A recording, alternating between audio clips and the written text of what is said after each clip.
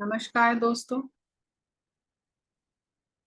हमने जो कड़ी शुरू की है डेली ग्रेटिट्यूड जर्नल, हर दिन हमें किस तरह से परमात्मा का शुक्राना करना है, जो हमें गुरुवाणी में साहिब श्री गुरु अर्जन देव जी ने बताया, सिखाया, समझाया।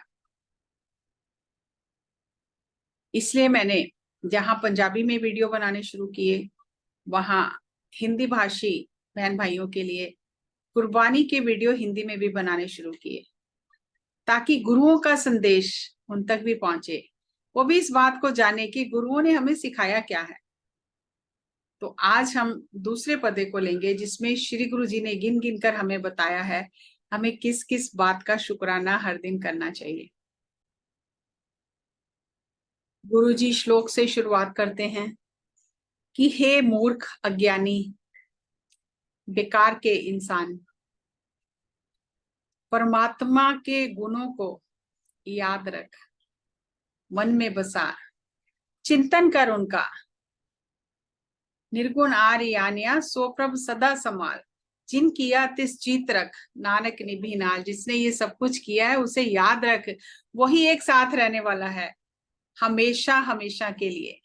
तो आगे अष्टपदी में गुरु जी बताते हैं, जय प्रसाद धर ऊपर सुख बसे, जिसकी कृपा से इस धरती पर बहुत ही सुख से रह रहा है, निवास कर रहा है।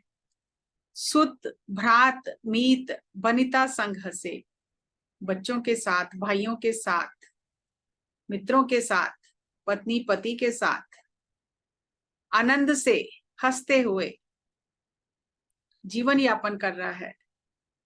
जय प्रसाद पीवे शीतल जला, जिसकी कृपा से ठंडा पानी पीने को मिल रहा है, स्वच्छ जल मिल रहा है। सुखदाई पवन पावक अमूला, उसकी कृपा से अनमोल वायु, शांति प्रदान करने वाली ठंडी हवा तेरे को सांस लेने के लिए मिल रही है। जय प्रसाद भोगे सब रसा, जिसकी कृपा से इस धरती पर, इस जीवन में रहते हुए सब प्रकार के रस भोग रहा है। खाने के रस, मन के मनोरंजन के रस, आत्मिक आनंद का रस, हर तरह के रस भोग रहा है।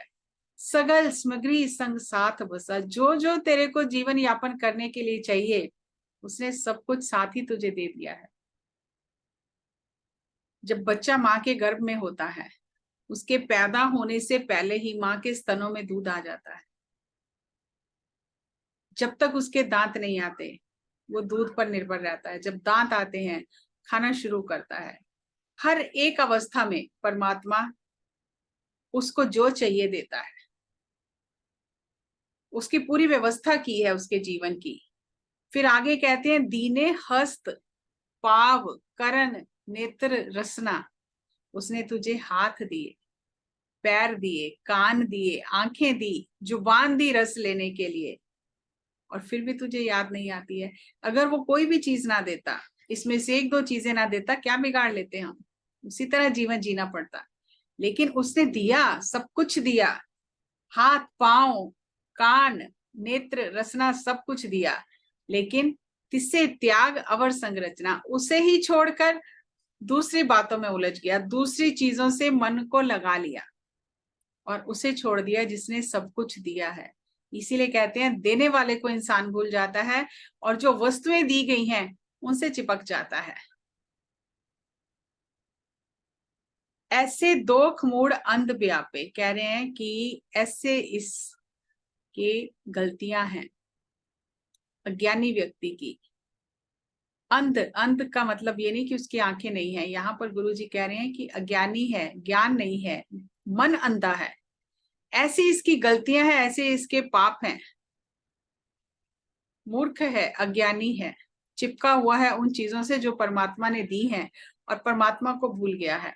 नानक काट लेहो प्रभापे, हे नानक तू ही इसको बचा, तू ही इसको उबार ले।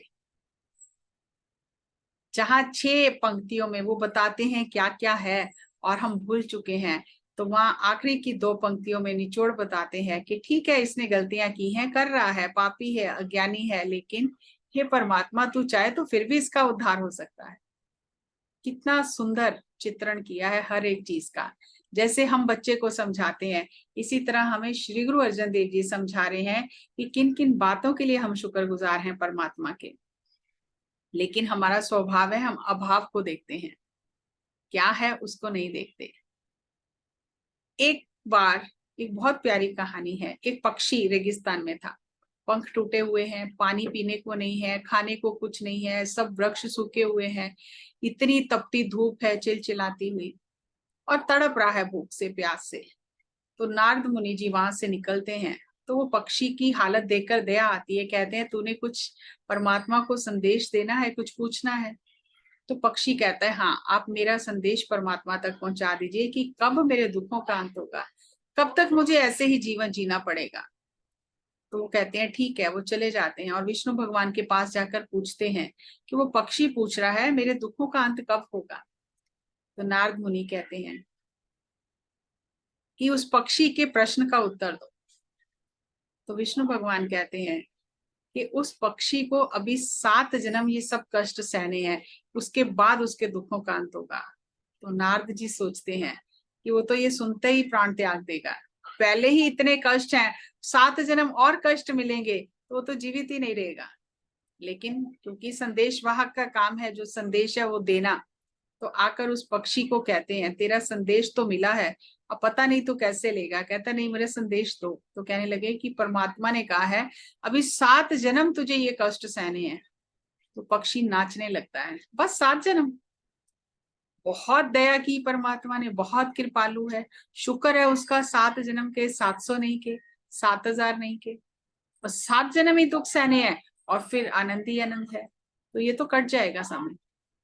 तो नारद मुनि ने सोचा कि इसके दिमाग में कुछ असर हो गया है, इसे समझ ही नहीं आ रही है कि 7 जन्म क्या है जिसमें इसको यही कष्ट सहना है।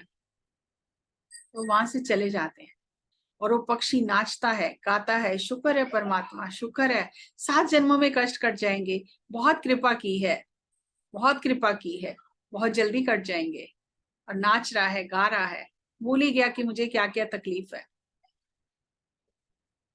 और थोड़े दिन बाद नारद मुनि ने सोचा कि अब तक तो वो पक्षी मर गया होगा, तो एक बार जाके देख के आता हूँ। तो जब वो आए वापिस, देखा तो वहां तो रंगी लगे हुए हैं, पानी की व्यवस्था है, छायादार वृक्ष है, पक्षी बिल्कुल नया सा लग रहा है, नाच रहा है, गा रहा है, इतना प्रसन्न है।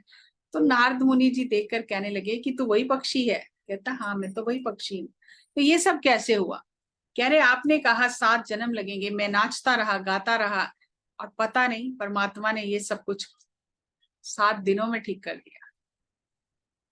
तो नारद मुनि जो थे उन्हें बहुत मन में लगा कि इसका मतलब मुझसे झूठ कहा है, अगर ठीक ही करना था तो मुझे बता देते कि 7 दिनों में ठीक हो जाएगा। तो जाके विष्णु भगवान से पूछा कि आपने ऐसा क्यों कहा। तो विष्णु भगवान ने कहा 7 जन्म उसे कष्ट सहने ही थे, सही कहा था, लेकिन उसने इतना शुक्राना किया, इतना नाचा, इतना गाया कि मुझे ठीक करना पड़ा, 7 दिनों में सब कुछ ठीक करना पड़ा। तो ये शुक्राने का भाव है जो असंभव चीजों को भी संभव कर देता है। अब हमें देखना है कि हम क्या कर रहे हैं। पशु पक्षी सुबह उठते ही परमात्मा का शुक्राना करते हैं कि एक दिन और दिया हमें जीने के लिए, हमारा नाम उस सूची में है जो जीवित हैं। इस एक दिन के लिए ये परमात्मा तेरा शुक्रिया। क्या हमें याद आता है, या सुबह उठते ही चिंता याद आ जाती है कि आज क्या क्या करना है, आज किस किस चीज का तनाव है? तो हम भी शुक्राने को अपनाएं। शुक्राने का जो भाव है वो हमारे जीवन में वो सब चीजें आकर्षित करेगा जो असंभव दिखाई देती हैं, जो असंभव लगती हैं। हम अभाव को गिनते रह जाते हैं और अभाव ही जिंदगी में बढ़ता चला जाता है। तो आज से शुक्राना करना सीखें। और शुक्राना कैसे करना है, एक एक चीज गिन गिन कर हमें श्री गुरु अर्जन देव जी ने बताई है। ऐसे गुरु जो हमें उंगली पकड़कर चलना सिखा रहे हैं, तो हमें सीखना है। बहुत परोपकार किया गुरुओं ने हमारे ऊपर, हमें जीवन जीने का तरीका सिखाया। और मनुष्य सबसे उन्नत प्राणी है, तो उसे किस तरह से जीवन जीना चाहिए, इसीलिए संतों ने, गुरुओं ने इतनी मेहनत की। तो आइए हम भी शुक्राने में रहें और अपने जीवन में वो सब आनंद और सुख पाएं जो हमें मिलना चाहिए। सो बहुत बहुत सबका धन्यवाद। नमस्कार। आगे का पद अगली बार हम अगले वीडियो में विचार करेंगे। तब तक इसे सबके साथ शेयर करें ताकि हर व्यक्ति तक ये संदेश पहुंचे कि जीवन जीना गुरुओं ने हमें सिखाया कैसे। Thank you, thank you, thank you.